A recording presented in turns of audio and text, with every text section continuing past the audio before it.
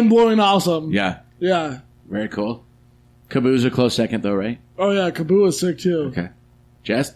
I would have to say Kaboo when I went with you guys. Yeah, that was and, awesome. I got locked in the Andy Gump for 2 hours. God, that was fun. Scotty G. Hey, well, hold on. Hey, that was a 2-part question. Yeah, what's your favorite album? My gotta say, my favorite album is still All Eyes on Me from 1996. No. I don't know. I know what you said. I know what you fucking said. I know. And I don't listen to this new age bullshit. It's fucking Tupac, All Eyes on Me, 1996, and The Chronic, 1992. Don't fuck around. Or Chronic 2. Yeah. Chronic 2. Chronic 2001. Yeah. Made in 99. Yeah, go figure. Is it my turn? Yeah. I say no and no. You didn't have any favorite albums this year? Didn't go to any concerts. I don't give a fuck about any of these new artists because everybody. I mean, Amen. they're garbage. They're garbage. But there's still a lot of people out there making music that make real music still. All right. You know who Leon Bridges is? Motherfucker's killing it. Hell yeah. Look, Killing it. I know artists that actually like draw shit and fucking play music. Have you? And, like, Okay. that's their life is fucking art. Have you heard Whether it be, the new Glass Animals album? That is my favorite album of I don't even 2016. know what you're talking about. It's That's beautiful very music. alty. Yeah, it's very fine. alty. Are they talking about cashing checks all the way to the bank? No, No. they're just. No. It's That's very. like all people it's talk like about it's now. it's like a CD you put on with a girl you're really into and just sit there on the couch and just like Yeah. just like You want to know my favorite album? Yeah, it's a good album. I bought the You know what I vinyl. mean? It's pretty good. Do you want to know my favorite artist of 2016? Tracy Maybe. Chapman. Okay, let me simplify the question. who's your favorite new or relevant artist of 2016? Is that a more easier question? Okay, there's this little bitch. I don't know her name, but she has this hit. No. Hold on. This little bitch. There's a lot of new little bitches out. I don't even know Yeah, their fucking every names. day But you know there's a what? new one. There's this woman that sings this song, "No Scars, You're Beautiful" or something, right? Yeah. That's like the #1 hit anthem right now. I gotta say, the fact that that girl can write her own music like Taylor Swift and come out with an anthem like that, I respect. Right, I'll give Taylor Swift respect because she Yeah. does write, Yeah. Yeah, fucking she may annoy you, but the 90% girl's of her got own- talent. Right. So that girl, songs, "No if not Scars, You're Beautiful," like that song right there was an anthem. Who did that? Who did Her name that? is Alicia Cara. Okay. No Scars, You're Beautiful. Or Scars to You're Beautiful. Okay. Well, anyway, when I heard that song, I was like, you know what? This song has some good substance because it's teaching women who have scars or stretch marks or bruises or whatever, bloody noses, that it's You're okay. not fucking around with that. It's okay to be like this in society and still be accepted. You're still beautiful. And I know that's such a huge impact in music is when you make people who feel underneath people above people. Right. You know, and When you that's really empower yeah, people, yeah. exactly. Augie, who's your favorite artist of 2016?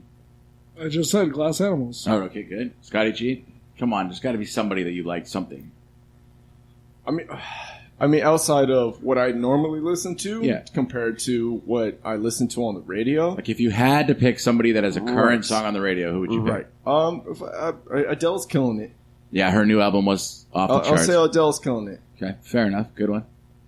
I'm going to go my Judah and the Lion was my favorite new artist I found this year. I Take wish- It All Back was an amazing song. And I also have to say that the new 21 Pilots album that came out this year is one of the only albums I've had in a long time that I listened all the way through over and over again. And yes, their music did get played out, and good for them. You know, but before it got as played out as it did, I would listen to that entire album through and through over and over and over. But now it's like Ride and all those songs. You've heard them so many fucking times, you skip them. Well, it's only 3 hits What- they have out right now. I wish Mumford and Sons would come out with something new. I'm waiting. I'm that's- waiting for their new album. That song they came out with the Indian guy, and it was like they had this. Oh god, it was such a great song. I haven't heard it. Oh, I'll play it for you after this. It was so Okay, good. yeah, I'm looking forward to it. All right, next question. What was your favorite moment of 2016 and why? The birth of my son. Here you go, Scotty G. I like that one. That was a good one. Kind of be hard to top that one. Yeah. Being backstage at ADC and getting a hug from Marshmello, DJ Marshmello. That was sick. Because even his bodyguards were like, I was like, Marshmello, can I give you a hug, bro? Like, I yelled at him. He came out of his trailer. He was walking towards us. We're right there. My buddy's getting a massage. I just got a massage. Excellent massages backstage. They have, like, the massage chairs, you know what I mean? Yeah. $10 for 10 minutes. Shot girls walking around, you know, free open bar, fully catered bar, snacks. Beautiful women. Beautiful English women with sexy accents. Beautiful women from all over. Kaboo, take notes. This is how you should treat your media. So here comes Marshmallow, and the security guard's like, no, he can't hug you. Marshmallow comes over to me, gives me this big-ass fucking hug. Fireworks going off. And I was like, fuck yeah, bro. Fuck I'll buy yeah. your music forever. His name's Marshmallow. His name's Marshmallow. And he likes to keep it mellow. DJ I Marshmallow. can Yeah. dig that. I can dig that. Okay. Yeah. Jester? I would have to say when I moved into my new house, Yeah. and you know, it's kind of like a new beginning. I know. You go. No. You go. It's a fresh pat. No. The answers go with the birth of my son. This fucking guy Marshmallow with all these hot chicks at a club, and then moving into my new home. You could that's- tell like dude. the triangle of the age gap right here. But it wasn't at a club. It was at a fucking That's what it raceway. is. That's the best moment for you in this year. I know. I mean, I've had spectacular moments in the previous years, but I mean, Yeah. dude, fucking hell yeah. Yeah. I will say, like, when I was before I had my daughter, I was traveling way back. I would have had a similar story to yours. Yep. A little bit more sex involved, but yeah, similar story.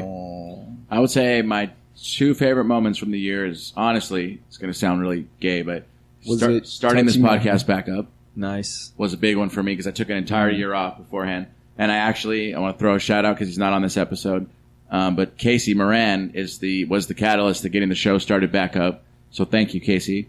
And then number Love you, two brother. was my uncle, my Uncle Val, and my cousin Joe, who's been on this podcast before. They drove down for my birthday, and I me, love Joe. them, and PSAC and I, we went shooting for my birthday, and it was just this really cool moment to go do that with my uncle, who's my godfather also, and just have a really cool birthday day. It was pretty rad. That was pretty nice. Yeah, that was my two moments. All right. I don't think I've ever He's getting all been. teared up over here. Okay, It's all right, so bud. not in It's all a right, long Boo Bear. time It's all right, Boo Bear. have I ever been as stoned as I was on Jay's fucking birthday. Yes. His cousin brought CBD crystals Yes. from Northern California. That was my first time ever smoking those. And we just made the... But they weren't just CBD crystals. He wrapped them in a bow. Yeah, we made the most stupidest concoction of marijuana stuff. It would kill a child for It sure. would kill a small elephant. Yeah. It was like a CBD nugget wrapped in wax, wrapped in what bud. it was Welcome indica, to the sativa, world. Death. 2 different types of wax, and then CBD crystals on top of that. That shit was wild. Literally, I went home from this house, and I just stayed in my bed watching Netflix, and I couldn't move for like 6 hours. Okay, worst moment of 2016, if you can be real about it. Watching Rousey get defeated in 48 seconds after paying $70 man.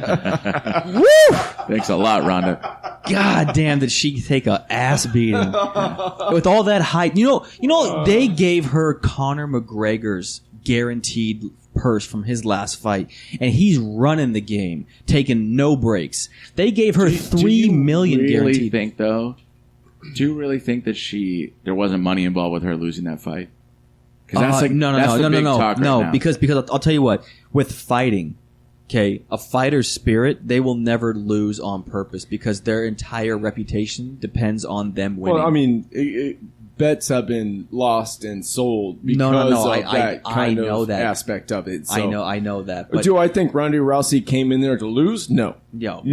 No. I think she literally got her ass she came whooped. in there to try to do her fucking armbar move again, Yeah, she grabbed at her twice. and she got pummeled with the punches. That fight beforehand was a much better fight. All 5 rounds, man. Yeah. Oggy Rox was your worst moment of 2016. Honestly, I can't even... It's not even like a thought in my brain anymore. I really don't know. That's good. That's a healthy way to look at it. Yeah. Scotty G? I'm the same way. I'm pretty sure I shit my pants a couple times. That was probably pretty bad. But yeah, I don't think I have a really down point. I mean, I'm always a kind of negative, not necessarily a negative kind of person. I'm just a realist, and I just see bullshit going on. But Yeah. I wouldn't say that there was a time in my life where it was like, fuck, dude, I lost out on that right there. No, I gave a whole bunch of middle fingers to shitty drivers, and I fucking got a new job, and Yeah, you did. I have a new son and And a new place. a new place. So Yep. right, yeah, dude. And a new car. Yeah, but it's my grandma's car, and it's about to break down. But it's new to you. It's like a CBS rerun. New to me. There you go. If it's new to me, see it. The star above. My worst The moment more of you 20 know, the more you know. The star. My worst moment of 2016 would be my grandma passing. A lot of good things came from it. I mean, I don't mean to Way to say bring it it like full that, circle, bro. but she passed peacefully, so everything was fine. But, it sucks. And then we did our first Christmas and New Year's without her and Thanksgiving. So that was... Well, cheers to her. Watching it affect my mom was the worst part of it. It sucked for everybody, but watching it affect my mom and my uncle and stuff, that was... No, actually, my grandmother passed too I this remember year. Yeah, my grandmother passed too. But I mean, They passed very close to one another. yeah, Yours passed yeah, in June, yeah. right? Yeah, it was right before my birthday. Yeah. That's what happened, man. But, hey, it could have been worse. Actually, no, I'm sorry. It was about 2 months after my son was born. But you know what I mean? That's just Yeah. you lose one, you get one. Yep. And so, All right. The 2016 moment that made you feel the oldest. All right, so I'm walking down the mall. Okay. Okay. And I see this 13-year-old fuckhead walking 2 dogs. Okay. Number one, when did it become fashionable to bring the fucking dog everywhere? Right, into the store and shit. Paris Every Hilton. fucking Beverly, where. Paris Beverly fucking Hills Hilton. Chihuahua. Dude. That's when it came fashionable. Beverly Dude. Hills Chihuahua movie. The fucking mall. We're indoors. What am I going to do when I step in a nice fresh one from fucking, Fido. Pablo over there, Yeah. whatever the fuck, Fido, yeah. Right. That's not going to sit well with me. Anyway. I call my dog Tito Ortiz. Yeah, so like this little kid, number one, he's wearing his, Chuck Taylors. I know you wear Chuck Taylors and stuff, but it's like the number one biggest douchebag fucking shoe because everyone wears it. I appreciate the exemption before you said that. Thank you. And he's walking these 2 dogs, and he's like 13 years old, and he thinks he rules the fucking world. And I'm looking at him. He's got earphones in his ears. Not only is he walking these 2 dogs, but his face is buried in a fucking smartphone the whole time. Doesn't look up once. Lets the dogs guide his way through the mall and shit like that. And I'm going, you know what? It's a service dog. No, these were 2 little schnauzer. Whatever Not a the cell fuck. phone service dog. Let me tell you something. I felt so fucking old because I said to myself, when I was 13 years old, if I ever saw a fucking dog in public, there was a problem. Yeah. Okay? That was my first indication I was getting old. Number 2, kids never, ever walked around with headphones on because they weren't fashionable back then. Or by Okay? themselves. Or by themselves. at 13 in the mall. Right. And the third thing is the kids' fashion. I'm sorry, I got a dick and balls. I can't wear clothes that tight. It's just what it is. Yeah. Thank emo music for that. Yeah. Oggy Rox, what was the moment that made you feel oldest this year? You had his entire You know what? diatribe to think about it. I was talking to one of my ex-girlfriends recently, and I was oh yeah, doing this, that, and the other. Like, you still going out dancing? She's like, no, I'm too old for that. And I was like, fuck. That's like all I've been doing. And I was like, damn. Scotty G? Me. I really, I don't get out much because I just know that I instinctively hate people. Yeah. They're idiotic.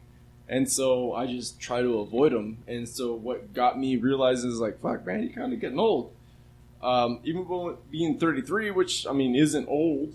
No. But by any measure, but it's the fact that it's just I don't want to go anywhere.